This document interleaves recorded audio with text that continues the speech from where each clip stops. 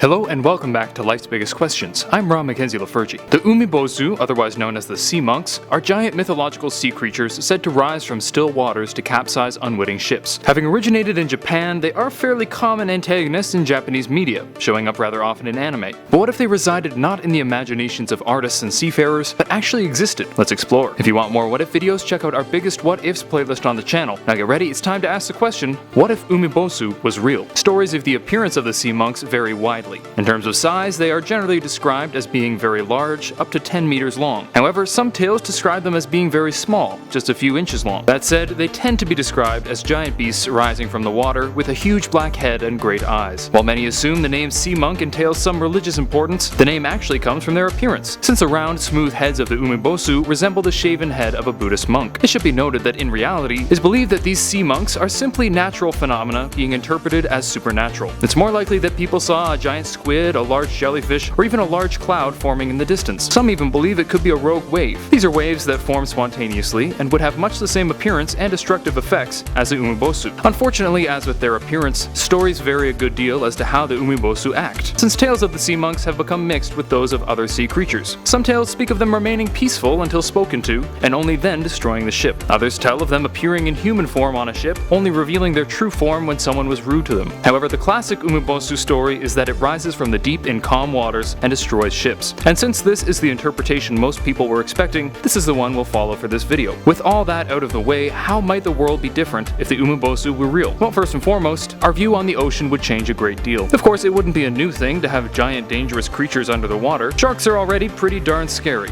However, contrary to what many may believe, sharks aren't actually malicious towards us. They don't particularly intend to do us harm. Most shark attacks are actually a case of mistaken identity. However, this is not the case for the Umibozu. They would actively attempt to sink ships, and what's worse, they would succeed. This would cause the sea to become an even more foreboding place, and might make sea travel less common. Sailors would refuse to go out on calm waters, knowing that a sea monk could be hiding beneath. And while out at sea, calm waters would see sailors performing all sorts of rituals, in an attempt to quell the beast hidden beneath the waves. This kind of superstition would become rampant among those who traveled across the sea, with people attempting to exert some amount of control over the situation. Whether it was by avoiding certain areas or certain sea conditions, saying specific words to appease them, or carrying certain items, people would engage in a number of superstitious rituals when going out on the water. This is actually something that was seen in real life back when many believed in the legend. Some would say prayers in order to appease the goddess of the sea, whom they believed to be responsible for the Umibozu. These people believed that the sea monks were punishing those who did not pray properly. Others believed that tobacco smoke repelled the creatures, which would be the one time smoking actually saved lives. In a world where the sea monks actually existed, superstitions like this would become commonplace. People tend to prefer to have some illusion of control in cases like this, and creating their own methods of warding off the creature, whether or not they were actually effective,